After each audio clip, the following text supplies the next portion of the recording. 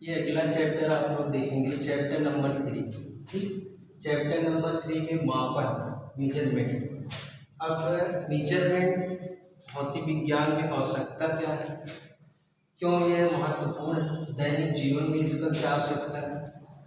तो मापन आप जानते हैं कि दैनिक जीवन में मापन, और एक शब्द जो है भौतिक विज्ञान के लिए बोला जाता है कि भौतिक विज्ञान को ही मापन विज्ञान भी कहा जा सकता है। ठीक, क्योंकि दैनिक जीवन में आप किसी भी वस्तु को अगर बिना मापे हुए उसको तो जो है यूज प्रयोग में लेते हैं तो उसमें क्या हो जाती है, त्रुटियाँ हो जाती हैं। हम क्या करते हैं, हम लोग कुछ लगभग ले करके उस कार्य को करते हैं। तो लगभग वाले शब्द को हटाने के लिए हम क्या करते हैं, मापन का प्रयोग करते हैं। ठीक, एक चीज़ और है कि जैसे हम देखते हैं कि आज के समय में सबसे महत्वपूर्ण है, जैसे देखा जाता है कि जो ग्रहों पर जो है यहाँ से जो सैटेलाइट भेजा जाता है, सैटेलाइट में क्या होता है कि थोड़ी सी अगर त्रुटि हो गई माप, तो वह जिस कक्षा में स्थापित करना होता है वह उस कक्षा में स्थापित नहीं हो पाता। ठीक, तो इसलिए आप कह सकते हैं कि वो वहाँ से फेंका गया सारा जो है उस कक्षा में स्थापित करने के लिए सारा जो कह सकते हैं प्रयोग या जो है जितनी भी मेहनत हुई वो सारा क्या हो गया, खराब हो गया। तो मापन इतना महत्वपूर्ण है, और दैनिक जीवन को देखते हुए बस इससे ज़्यादा बातें आप समझ गए होंगे कि मापन हमारे दैनिक जीवन के लिए बहुत महत्वपूर्ण है। ठीक, अब इसमें पहला पॉइंट आपका आता है भौतिक राशि। भौतिक राशि, फिजिकल क्वांटिटीज। क्या होता है भौतिक राशियाँ? भौतिक राशियाँ होती हैं कि ऐसी क्रिया जो दैनिक जीवन में या दैनिक प्रकृति में कह सकते हैं कि प्रकृति में ऐसे जो प्रकृति में जो प्रत्यक्ष और अप्रत्यक्ष रूप से मापा जा सकता है।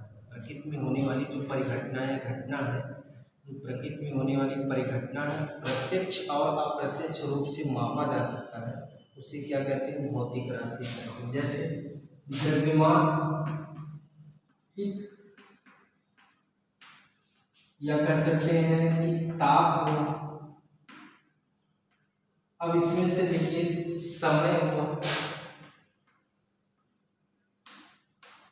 अब यहाँ पर हम देख रहे हैं इसको, तो द्रव्यमान कंडीशन को अगर हम देखेंगे तो ये जो पार्ट हमको कुछ दिखाई देगा, लेकिन ताप और समय ये सब क्या करते हैं, टाइम, ये सब महसूस करते हैं, मतलब अप्रत्यक्ष रूप से, लेकिन हम क्या करते हैं, इनको मापते हैं। तो ऐसी परिघटना जो भौतिक विज्ञान में होती, भौतिक विज्ञान में प्रकृति या कह सकते प्रकृति में होने वाली परिघटना जो प्रत्यक्ष और अप्रत्यक्ष रूप से मापी जाती है, उसे क्या कहते हैं, भौतिक राशियाँ।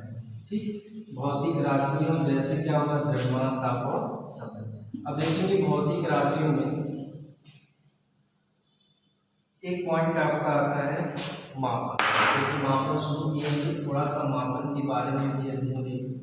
अभी आपको बताएं कि भौतिक विज्ञान ही क्या है, मापन विज्ञान भी कहा जा सकता है भौतिक विज्ञान।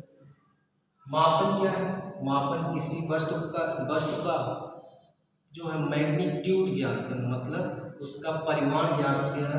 क्या होता है, परिमाण ज्ञात करना ही क्या कहलाता है, वस्तु का मापन कहलाता है। किसी वस्तु का अगर उसका परिमाण ज्ञात करते हैं तो क्या हो, मापन कहलाता है।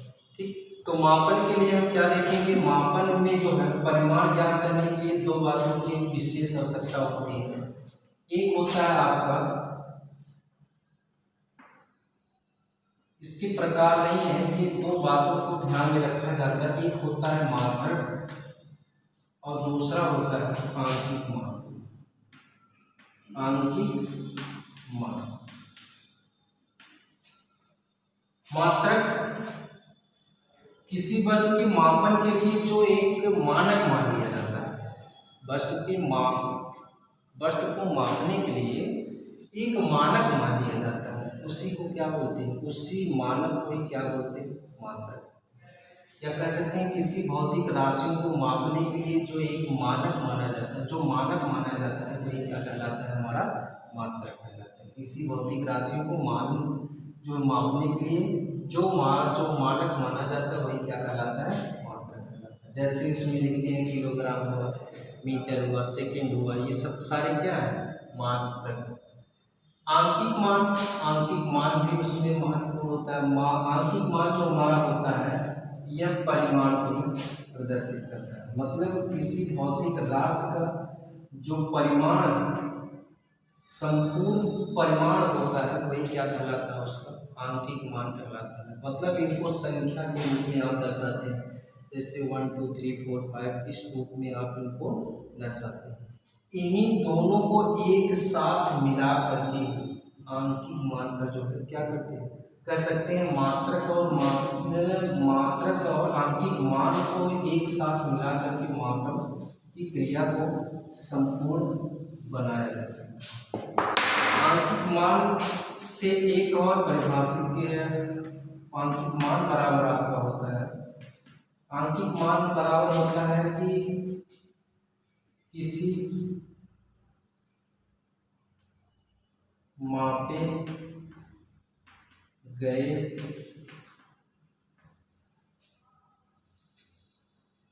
वस्तु के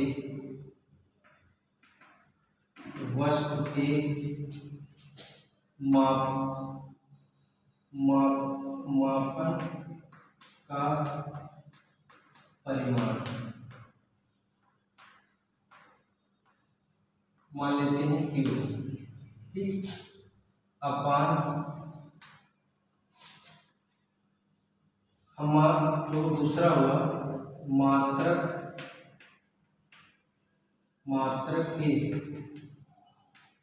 मानक का परिमाण।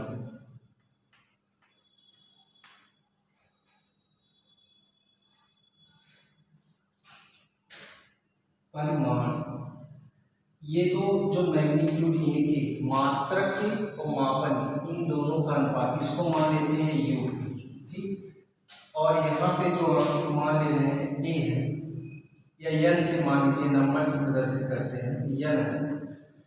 ऐसे मतलब आंकिक मान बराबर होगा मापे गए वस्तु के मापन का परिमाण और मात्रक के मानक का परिमाण। मतलब जैसे कहने का अर्थ हुआ, जैसे मान लीजिए किसी कमरे की लंबाई 7 मीटर है, तो 7 मीटर में जो हमारा होगा यहाँ पे 7 मीटर जो हुआ वो 7 जो है वस्तु के मापन के परिमाण हुए, ठीक।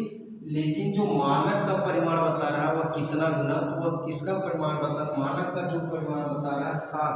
मतलब जो भी जैसे मीटर इसमें है तो मीटर जो है मानक का कितना 7 गुना, मतलब 7 क्वांटिटीज उसको माना गया। छोटे छोटे खंडों को मान करके क्या हुआ, जैसे आप देखते थे आगे पढ़ेंगे सेंटीमीटर हुआ, सेंटीमीटर से आपका जो मीटर बना तो उसमें छोटे छोटे जो खंड आप मिलीमीटर, तो उसी छोटे छोटे खंडों का जो गुना है वही क्या है इसका मानक। तो हम इस कंडीशन से देखेंगे कि यहाँ पे यन व्युत्क्रमानुपाती है, यू क्या है मात्रक के मानक का परिमाण और ये क्या है आंकिक मान। ये जो अगर हम देखेंगे कि किसी मात्रक का मान अगर जो परिमाण मानते हैं जैसे मीटर, किलोग्राम, सेंटीमीटर, ये सब जो परिमाण मानते हैं उस परिमाण जो मान आता है अगर उनका मान बढ़ रहा है तो यहाँ पे आंकिक मान जो हम लिखेंगे वह घट जाएगा। जैसे अगर हम मान लेते हैं किलोमीटर में किसी को लिख रहे हैं 1 किलोमीटर, अगर हम इसको मीटर में लिखें 1000 मीटर। अब देखिए यहाँ पे क्या हुआ कि ये जो हमारा है यहाँ पे मानक जो शब्द है, मानक का अगर मान बढ़ा तो आंकिक मान क्या हो गया घट गया।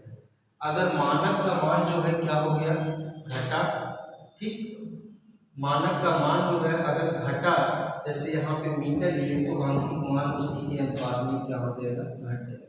तो यहाँ पे अगर हम एक कंडीशन इधर से ले सकते हैं तो क्या हमको मिलेगा कि यन और ये अगर अलग अलग टर्म में है तो एक कांस्टेंट टर्म से लेकर के हम अगर सॉल्व करेंगे हमको एक कांस्टेंट मिलेगा। तो ये पूरा यहाँ से हटाएंगे प्रपोर्शनल कांस्टेंट, तो यन बराबर हमको मिलेगा के अपान यू के, फिर ये पूरा कर देते हैं तो क्या हो जाएगा यू जो है मानक के लिए, ठीक, हो जाएगा आपका के बराबर के बराबर आपका हो जाएगा n इंटू यू।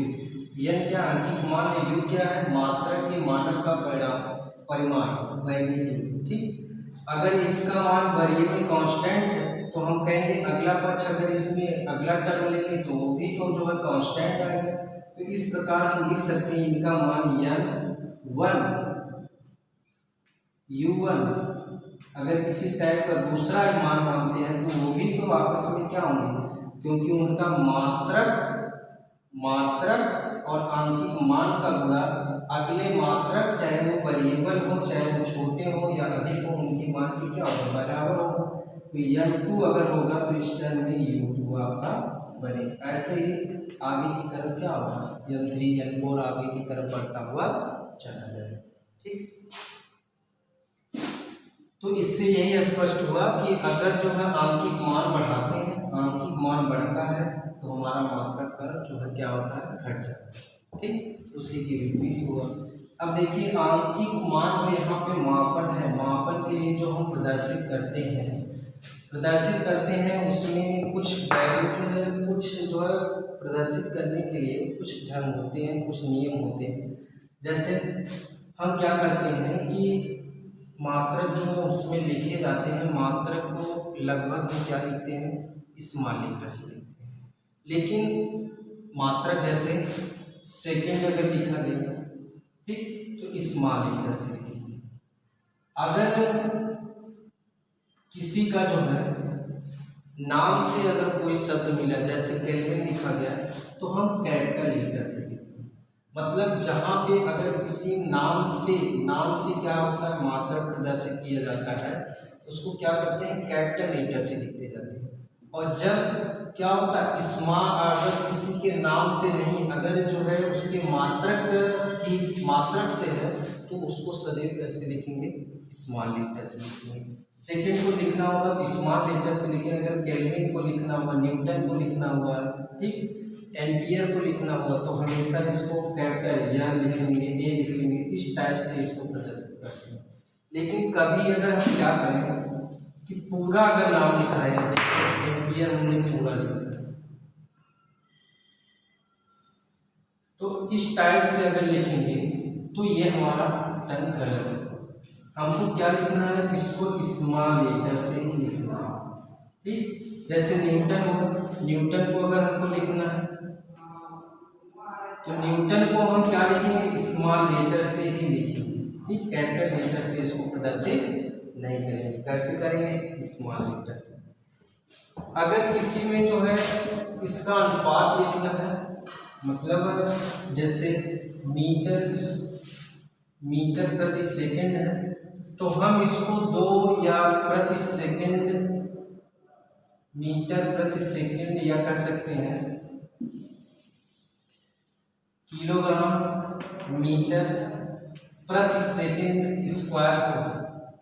तो हम क्या करेंगे किसी फॉर्म में लिखेंगे या इसको इस टाइप से लिख सकते हैं किलोग्राम मीटर सेकेंड पावर -2। ठीक, इस प्रकार से लिख सकते हैं।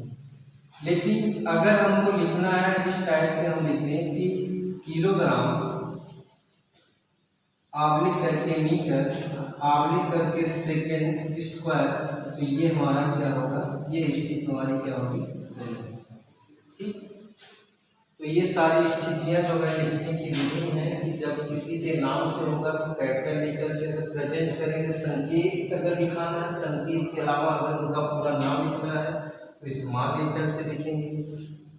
इसमें राशियों के नाम के अनुसार ही उनकी क्रिया उनकी मात्रा का आंकिक मान लिखेंगे। ठीक, अब आगे जो है अगले टॉपिक में आप लोग देखेंगे। ठीक, भौतिक राशियों के प्रकार।